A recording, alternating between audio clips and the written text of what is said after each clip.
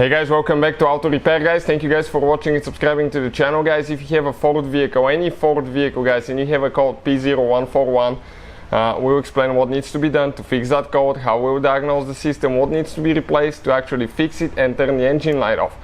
Now, we'll be explaining on Ford Focus, but the same concept guys will apply to pretty much any Ford guys, any Ford vehicle. You work on so many and you can check out that in the description of the video below. Now, quick introduction guys, every car we get at the shop we'll be making at least 200 videos. Why? Because our mission is to save you guys as much money as we can. So please guys, subscribe to the channel and like the video. Hopefully guys, you'll find the information helpful and we'll be able to save you quite a bit of money. Let's start on it now.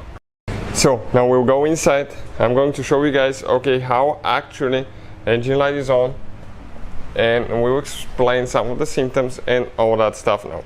Let me show you now quick what we'll be doing here guys. On Ford Focus, but every Ford will be that way, you will find your OBD connector. That's where you connect your OBD scanner under the steering wheel somewhere. On some Fords will be under a cover like that that says OBD. On some it will be underneath right here, so you need to look for something that looks like that and connect it now guys. You just see, push it in like that. Now what we are going to do now guys, I'm going to start the car quick. We start the car and now you're going to notice that the engine light is on. Check it out now. Engine light just stays on, right? So what causes that now guys? The only way to figure that one out is using an OBD scanner to get the codes, and we're going to turn the engine off, turn the ignition on only. Now we're going to go ahead, get the scanner. If you want to check out guys where we bought our scanner from, we'll have the link in the description of the video below guys, plus all the parts that you need to fix that problem. So please check it out for your convenience. We'll click OBD. Now it's communicating, taking a little bit of time to establish communication with the engine computer guys, so it can tell us what's wrong with it. And it's going to give us now here that we have codes found 1.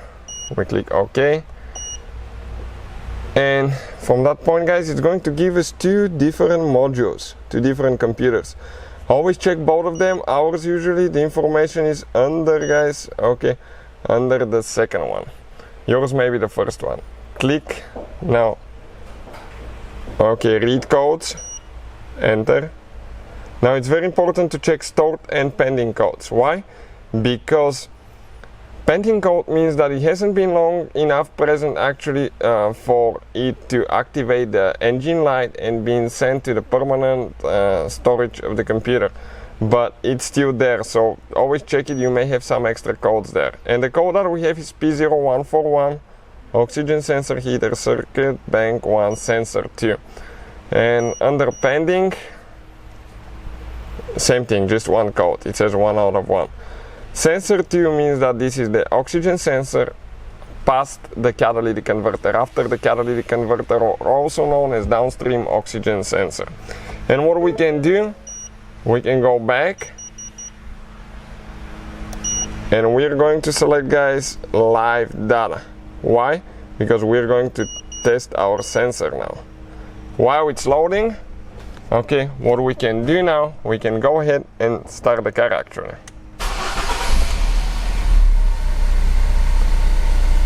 Perfect. Car is started. Now it's loading, and we're going to click view data.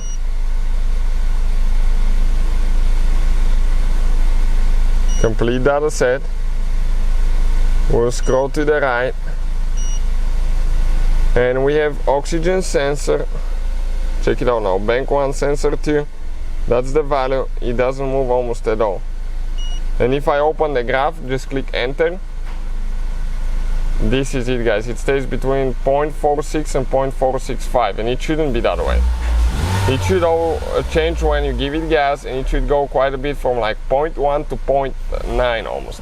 This one doesn't. So as you can see, definitely guys, a bad sensor right there. We'll go ahead, turn the car off, and I'll show you guys how we're going to fix that problem now. So next guys, you need to open the hood of your Ford vehicle. Doesn't matter which engine you have guys.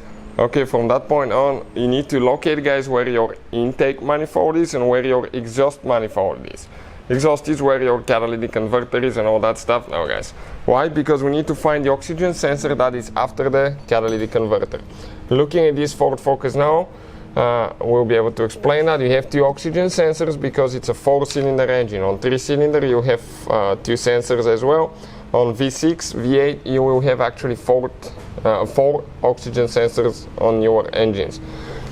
Now, this sensor right here, this is the one before, okay, the catalytic converter. This is very important. This is known as sensor 1.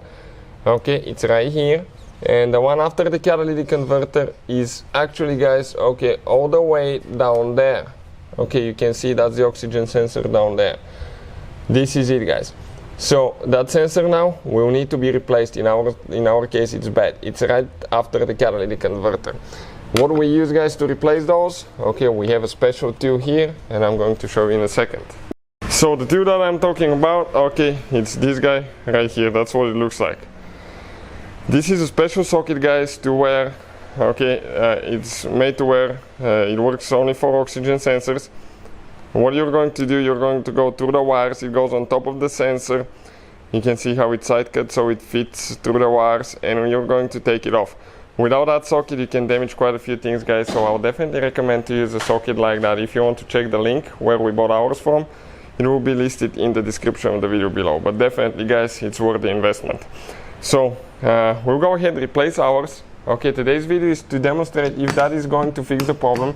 If you want to see how to replace oxygen sensors, we have the video on the channel. Check it out, guys.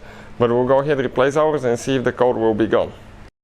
So we replaced our sensor. I'm going inside now.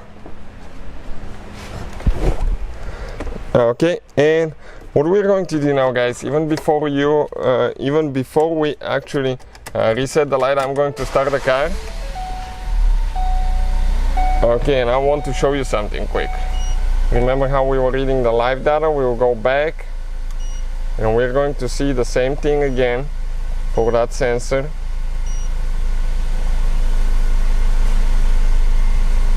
Check out now what values we get. I'm going to rev the car up.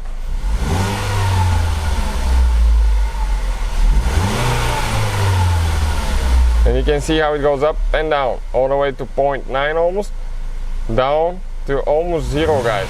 You go to 0.1, 0, depending on how hot the car is and all that stuff, but it should be very responsive. So definitely, guys, that's a good sensor now. And when you don't rev the car up, it's going to level itself. It will stay at one certain place. You're going to see it usually about 0.6, 0.5, really depends on the temperature and all that stuff, but you can see that's a definitely good working sensor, guys. So hopefully, guys, the video will be helpful to any of you having that problem with the Ford. Thank you for watching, guys. Please subscribe to the channel for more videos and see you guys next time.